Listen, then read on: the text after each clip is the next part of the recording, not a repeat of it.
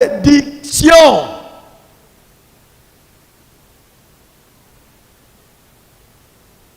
Dieu bénit toujours les 5 pains et les 2 poissons. Ça veut dire quoi? Pour qu'il y ait multiplication, il faut qu'il y ait les 5 et les 2.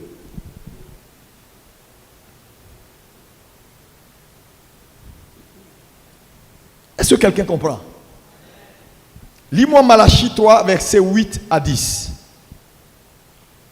Oui. La Bible dit: un homme trompe-t-il Dieu? Un homme trompe-t-il Dieu? Car vous me trompez. Car vous me trompez. Et vous dites: en quoi t'avons-nous trompé? Oui. Dans les dîmes et les offrandes. Dans les dîmes et les offrandes. Vous êtes frappés par la malédiction. Et vous me trompez. Oui. Nation tout entière.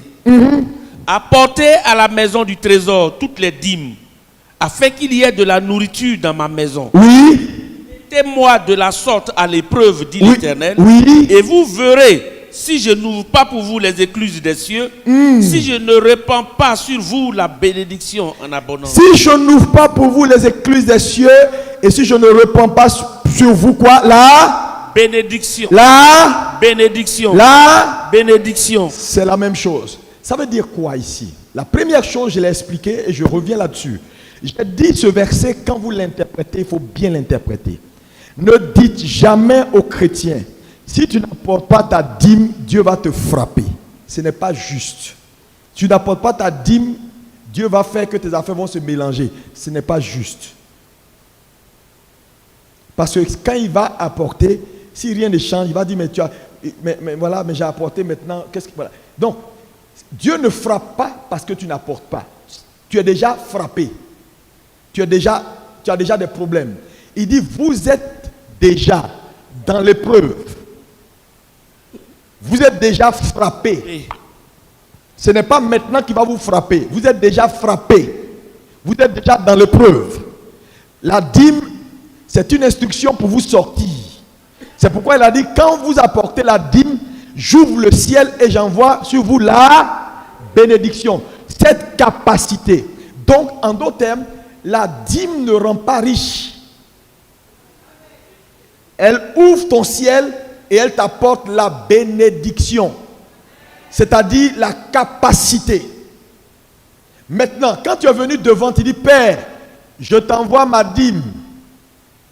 Qu'est-ce qui se passe dans ton ciel? Le ciel s'ouvre, Dieu te bénit. Mais la bénédiction là, ce n'est pas voiture, ce n'est pas maison.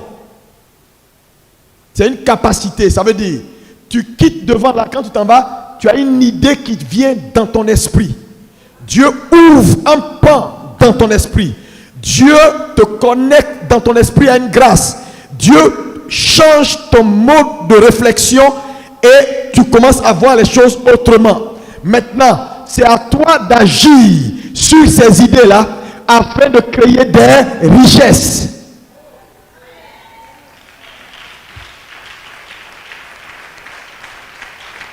Alléluia. Ça veut dire quoi? Quand tu viens apporter ta dîme, ne dis pas: oui, on paye les dîmes, on ne voit rien, on donne l'argent tout le temps. Non, non, non, non, non, non. Quand tu as donné, tu es béni.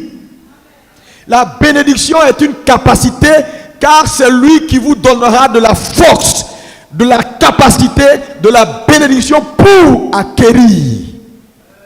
Donc, cette bénédiction-là, elle viendra à toi dans ton esprit. Alléluia. Tu vas commencer à voir les choses d'une façon. Tu vas commencer à activer, par exemple, la loi de l'honneur. Tu vas commencer à faire certaines choses. Si tu obéis et tu déploies la bénédiction que tu as reçue, alors en déployant cette bénédiction, tu te crées de la richesse. Voilà pourquoi l'église ne s'en sort pas, parce que la majorité des chrétiens croient que la bénédiction c'est la richesse. Donc quand ils ont reçu la promesse de ce que si je donne ma dîme je suis béni, ils s'arrêtent à là. Non, tu ne dois pas t'arrêter à là. C'est maintenant tu dois comprendre qu'il faut déployer cette bénédiction là afin qu'elle te crée de la richesse. Est-ce que quelqu'un peut dire 3 fois amen? Alléluia. Alléluia. Donc la bénédiction, ce n'est pas l'argent, ce n'est pas maison.